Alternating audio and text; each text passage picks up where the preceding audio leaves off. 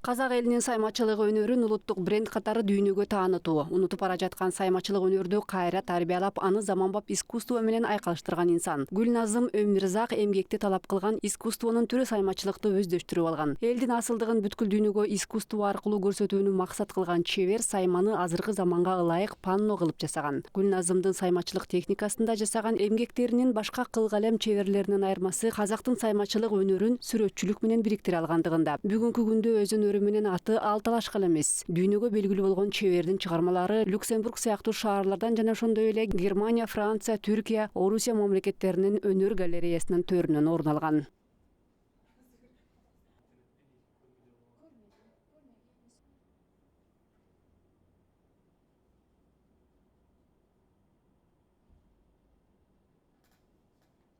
Иә, сондай.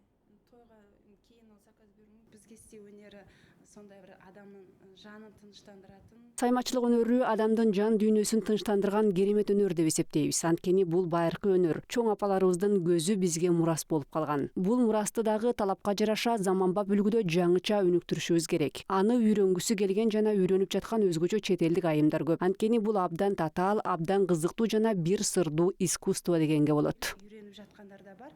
Өйткөнү бул өтө күрделүү, өтө кызыктуу, сондай бир тылсым өнөр деуге де болот.